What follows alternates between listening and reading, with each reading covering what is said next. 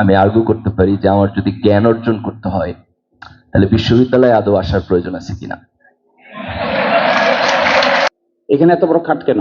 আপনি তো ছাত্র, আপনাকে তো এখানে এত বড় খাট ব্যবহার করার কোনো প্রয়োজন নাই। সকলেই মনে করে বিশ্ববিদ্যালয়ের সভাপতি একটু ভাব সাব নিয়ে এক রুমে 4 জন থাকলে মান ইজ্জত কি আর থাকে? এই জন্য 4 জন মিলে একটা খাট বানাইছে। Then and there I took action, I change the খাট। আছে যেমন ধরেন আমি আর্গু করতে পারি যে আমার যদি জ্ঞান অর্জন করতে হয় তাহলে বিশ্ববিদ্যালয়ে আদৌ আসার প্রয়োজন আছে কিনা। তো তারপর তো আমরা বিশ্ববিদ্যালয়ে এসে পড়াশোনা করি, তাই না? যারা প্রাতিষ্ঠানিকভাবে পড়াশোনা করে নাই তারা সবাই তো রবীন্দ্রনাথ হয় না। তো আমি ছাত্র রাজনীতিকে দেখি একটা পলিটিক্যাল ইনস্টিটিউশন, যে পলিটিক্যাল ইনস্টিটিউশন আপনাকে কিছু জায়গায় হচ্ছে গ্রুম করে, কিছু জায়গায় আপনার কোয়ালিটি ডেভেলপ করে, কিছু জায়গায় নেতৃত্ব দেওয়ার যেই ট্রেনিং সেটা হয়, কিছু ইডিওলজি শেখায়, কিছু স্পেসিফিক লিটারেচার পড়ায় এবং কিছু কন্ট্রিবিউশনের সমাজে, ছাত্র সমাজ এবং দেশের জন্য কিছু কন্ট্রিবিউশন করে।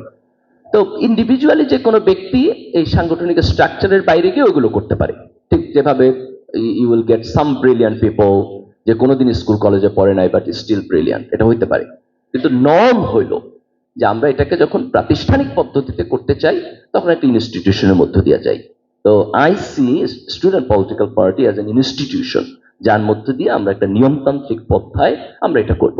তো এখানে মাল্টিপল ইনস্টিটিউশন থাকবে, ভিন্ন ভিন্ন পার্সপেক্টিভ থাকবে, যে যেটা পছন্দ করবে সে সেই ইনস্টিটিউশনে যাবে, সেখানে করবে। And there will some people যারা কোনো ইনস্টিটিউশনে যাবে না, এক্সট্রিমলি ব্রিলিয়ান্ট এবং এর বাইরে থেকেও তারা করবে, they are also welcome to do that. অসংখ্য ধন্যবাদ।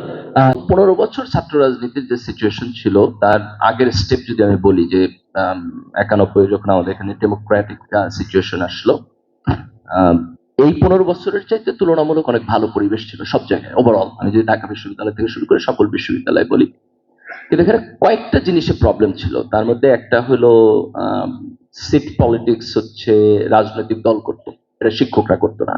সো এটা একটা প্রবলেম। সাধারণ ছাত্রদেরকে জোর করে মিছিল মিটিং এ নিয়ে যাওয়া, যেহেতু seat politics student political party করে, তার ফলে হচ্ছে ফার্স্ট ইয়ার সেকেন্ড ইয়ার স্টুডেন্টদেরকে তারা মিছিলে নিয়ে যেত জোর করে। থার্ড ইয়ার ফোর্থ ইয়ার বা সিনিয়র স্টুডেন্ট যারা, তাদেরকে সাধারণত নিত না, কিন্তু জুনিয়র দিকে এইটা প্র্যাকটিস আমি ঢাকা বিশ্ববিদ্যালয়ে দেখেছি। অন্যান্য বিশ্ববিদ্যালয়েও এটা অনেক অনেক অনেক অনেক জায়গায় ছিল। কিন্তু এই যে 15 বছরের সময়, যে ধরেন আপনি ফেসবুকে একটা স্ট্যাটাস দিলেন, আপনাকে মেরে হল থেকে বের করে দিল, অথবা আপনি একটা রাজনৈতিক সংগঠনের প্রোগ্রামে গেলেন, এই কারণে আপনাকে মেরে বের করে দিল, এটা ছিল না। অনেক জায়গায় সহ অবস্থান ছিল, কিছু হল এবং ক্যাম্পাসে গ্রুপিং হতো না আপনাদের মধ্যে, এরকম কিছু মানে শিবিরের মধ্যে গ্রুপিং হতো না? শিবিরের মধ্যে গ্রুপিং তো কখনোই ছিল না। শিবিরের যেহেতু আভ্যন্তরীণ গণতান্ত্রিক পদ্ধতি অত্যন্ত ভালো, শিবিরের মধ্যে গ্রুপিং কখনো ছিল না। শিবিরের ক্ষেত্রে যদি আমি সমালোচনা করতে চাই, তাহলে সমালোচনাটা হলো এই সিট পলিটিক্স অনেক জায়গায় শিবির নিজেও করেছে। এটা শিবিরের সমালোচনা। শিবিরের শিবিরের সমালোচনা যদি আমি করতে চাই, তাহলে আমি বলবো যে ধরেন একজন ছাত্র, সে আমার সংগঠনের বিরোধী, খুব ক্রিটিক, আমি তাকে ছাত্রলীগের মতো অপারেশন কখনোই করি নাই, কিন্তু তার গণতান্ত্রিক যে স্পেস সেটাকে একেবারে আমার সমান করে দেওয়া, সেটা হয়তো অনেক জায়গায় আমরা করি নাই, সেখানে কোথাও কোথাও কিছুটা সংকুচিত করেছি। যেই কারণে আমি আমার প্রথম বক্তব্যে বলেছি যে 91 থেকে 2005-06 পর্যন্ত আমাদের যে গণতান্ত্রিক রাজনীতি ছিল সেটাও আমাদের স্ট্যান্ডার্ড না।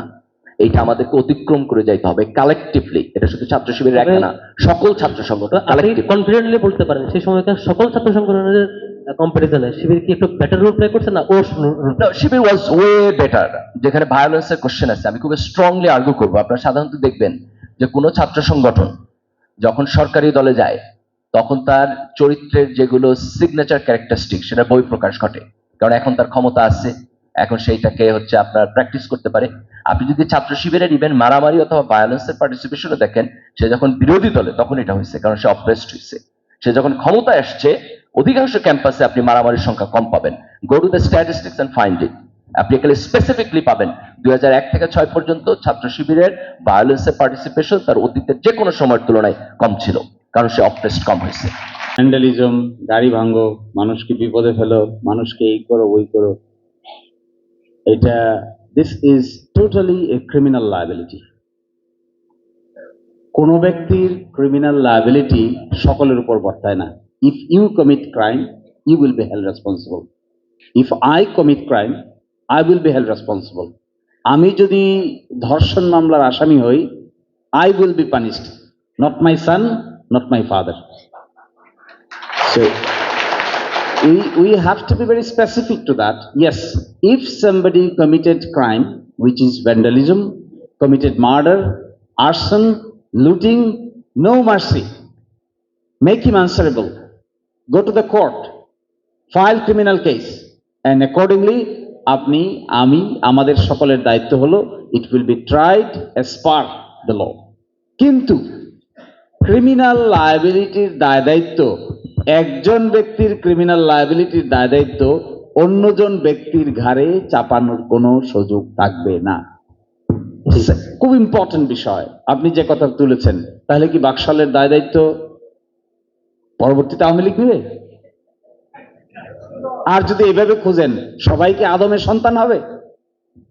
সবাই যদি আদমের সন্তান হয়ে থাকে, তাহলে পরবর্তীতে কি ডিভিশন হবে না, রিফরমেশন হবে না, সংস্কার হবে না, নতুন কিছু বিল্ড আপ হবে না, নতুন থিঙ্কিং আসবে না, ইনোভেটিভ আইডিয়াস আসবে না?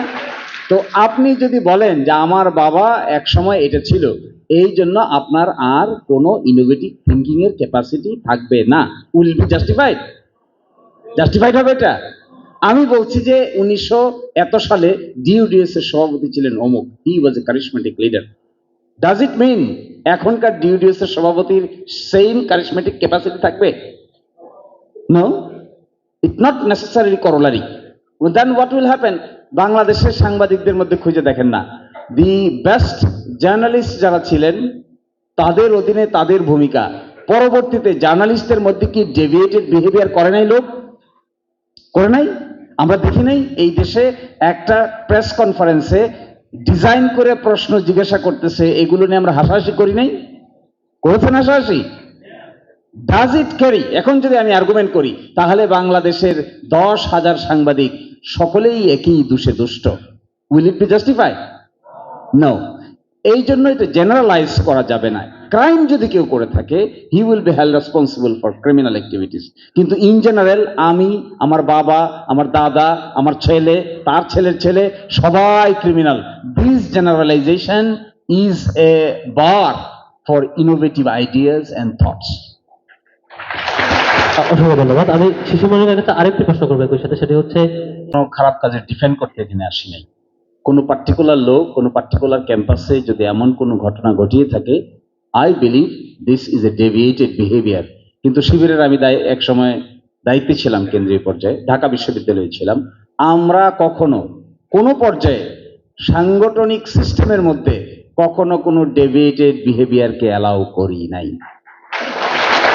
কিন্তু এমনটা আমি অস্বীকার করছি না যে যখন 2001 থেকে 2006-এ আমরা ছিলাম, এই সময়টাতে আমরা দেখেছি বাংলাদেশের বিভিন্ন বিশ্ববিদ্যালয়ে শিবিরের লোকেরাও আধিপত্য বিস্তার করার চেষ্টা করেছে। কিন্তু so far my memory goes, I visited Rajshahi University then 2005. I also visited Chattogram University. I also visited Islamic University, Kushtia Islamic University. এই তিনটা বিশ্ববিদ্যালয় নিয়েই সবচাইতে বেশি বদনাম ছিল। এবং ওই বদনামগুলোর মধ্যে আমার মনে আছে, একদিন ভোর 4টার সময় আমি ইসলামী বিশ্ববিদ্যালয়ে যাই, গিয়ে দেখি ছাত্র শিবিরের সভাপতির রুমে একটা বিরাট খাট, এই খাটের আশেপাশে আরো অনেকগুলো মানুষ দাঁড়ায় আছে, এবং একটা রুমে একটা খাট, যেখানে থাকার কথা একটা রুমে 4টা খাট। আমি গিয়ে বললাম, হোয়াই ইজ দিস? এত বড় খাট কেন? এখানে এত বড় খাট কেন? আপনি তো ছাত্র, আপনাকে তো এখানে এত বড় খাট ব্যবহার করার কোনো প্রয়োজন নাই। সকলেই মনে করে বিশ্ববিদ্যালয়ের সভাপতি একটু ভাব সাব নিয়ে এক রুমে 4 জন থাকলে মান ইজ্জত কি আর থাকে? এই জন্য 4 জন মিলে একটা খাট বানাইছে। Then and there I took action, I change the খাট। আপনি And the university সভাপতি become an very ordinary student. পরের দিন আমাকে অবশ্যই উনি মেনে নিতে পারেন নাই, মেনে নিয়ে আমারে প্রশ্ন করেছেন, আপনি কি কামড়াই না করলেন? দিস আমি কিন্তু অস্বীকার করছি না, I am saying this type of deviated behaviour was there, but we never allowed as a policy. শিবিরের স্ট্রেংথটা কোথায়? শিবিরের স্ট্রেংথটা হলো এটা, যখন শিবিরের এই ডেভিয়েটেড বিহেভিয়ার আলোচনা হয়, তখন এখানে ডেভিয়েটেড বিহেভিয়ার যেই করেন না কেন, যত পর্যায়ের নেতাই করেন না কেন, ওই ডেভিয়েটেড বিহেভিয়ার নিয়ে আপনি বেশি দূর টিকতে পারবেন না। অসংখ্য ধন্যবাদ। আমরা